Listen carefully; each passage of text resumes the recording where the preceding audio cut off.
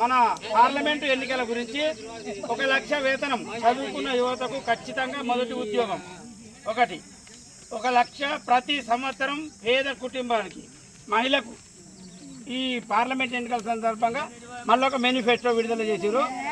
రుణమాఫీ మరియు Swaminathan commission formula ఆధారం కనీస మద్దతు ధర, చట్టపరమైన హోదా, 2 లక్షల రుణమాఫీ ఆగస్టు లోపట.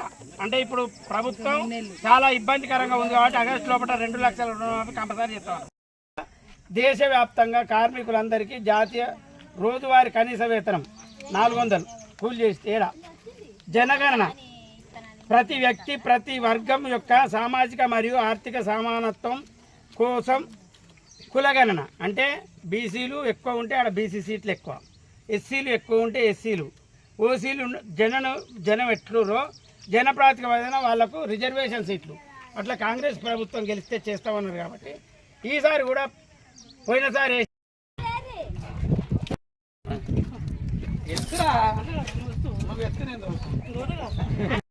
13వ తారీఖు ఎన్నికలు ఉన్నాయి. 13వ తారీఖు జరగబోయే పార్లమెంట్ ఎన్నికలకు అభ్యర్థి చామల కిరణ్ కుమార్ రెడ్డిని కాంగ్రెస్ ప్రభుత్వం నిలబెట్టింది. కాంగ్రెస్ ప్రభుత్వం అధికారంలోకి వస్తే ఢిల్లీలో రాహుల్ గాంధీ ప్రధానమంత్రి అయితే అప్పటి లెక్క 6 గ్యారంటీలలో 5 గ్యారంటీలు అమలు చేసినాం. అప్పుడు వచ్చినాయి. ఇప్పుడు 5 గ్యారంటీలు ఇచ్చారు. 5 చదువుకున్న యువతకు ఖచ్చితమైన మొదటి ఉద్యోగం. రెండవది, ప్రతి సంవత్సరం ఒక పేద కుటుంబానికి, అందులో ఒక మహిళకు ఒక సంవత్సరానికి రుణమాఫీ, 2 లక్షల రుణమాఫీ ఆగస్టు వరకు చేస్తామన్నారు. అది చేస్తారు. అది కాగా కూడా స్వామినాథన్ కమిటీ ఫార్ములా ఆధారంగా కనీస మద్దతు ధర, ఎంఎస్పి చట్టపరమైన సీతారాంపురం గ్రామంలో